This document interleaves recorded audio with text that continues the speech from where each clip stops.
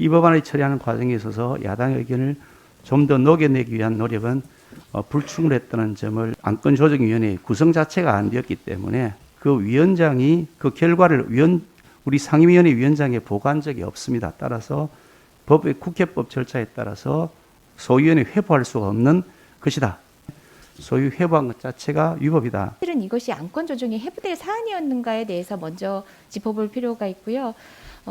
의사 종족수만 되면 안건 조정이 해부된다라고 법은 규정하고 있는 것이 아니라 충분한 논의가 이루어지지 않았을 때 심도 깊은 논의를 위해서 해부하는 것인데, 이 법은 아시다시피 숙성된 법안입니다. 이미 여러 국회 대를 거치면서도 계속 지속적으로 발의가 되고 토론이 충분하게 이루어졌었다는 점, 그렇지만 법안의 논의를 막는 방식으로 안건 조정이 해부된 것부터가 오히려 안건 조정위의 본래적 취지에 어긋났다는 생각입니다. 그리고 또 안건 조정위 같은 경우는 조정위의 구성을 기산점으로 잡지 않고 회부된 날로부터 기산점을 잡습니다.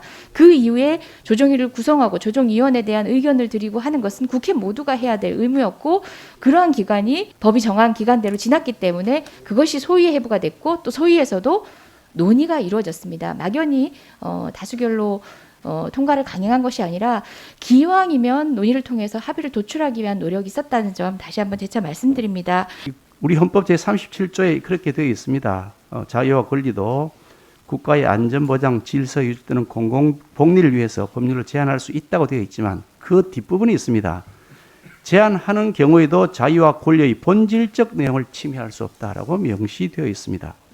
그뿐만 아니라 이 헌법 37조에 정해진 기본권 제한의 여러 가지 원칙과 한계가 있는데, 그 원칙과 한계에서 기본권을 제한한다고 하더라도 그 침해를 최소화해야 된다는 원칙이 가장 중요한 원칙 중에 하나입니다.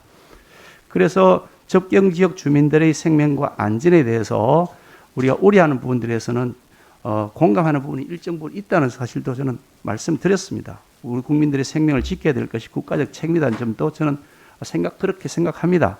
그러나 그렇다고 해서 전면적으로 이렇게 금지하는 것이 과연 침해 최소화의 원칙에 부합하는 것인가? 저는 그렇지 않다고 말씀드리는 것입니다.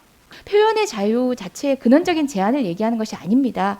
표현의 방법을 문제 삼습니다. 북한 인권에 대한 다양한 의견을 개진하는 방법 자체를 막고 있지 않습니다. 굳이 그와 같은 방식으로 우리 국민의 안전을 위협하는 방식의 위험한 수단을 선택해야 하는 것입니다.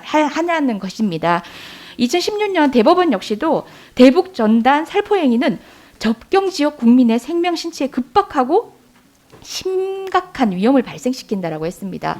급박하고 심각한 현존하는 위험에 대한 것이 바로 표현의 자유의 제한을 할 때, 엄격하게 해석할 때 쓰는 판단입니다. 법원도 이미 그와 같이 이 행위가 우리 접경지역 주민들에게 얼마나 위해를 끼칠 수 있는지 판단을 하고 있었습니다. 무엇보다 우리 의원님들께 전해오는 국민의 목소리 전체를 보셔야죠. 김여정으로부터 나왔다, 하명이다라는 것은 국민의 목소리를 지금 제외하고 평가하신 것 같습니다. 저는 국민의 안전에 대한 절박한 호소가 먼저 들렸습니다.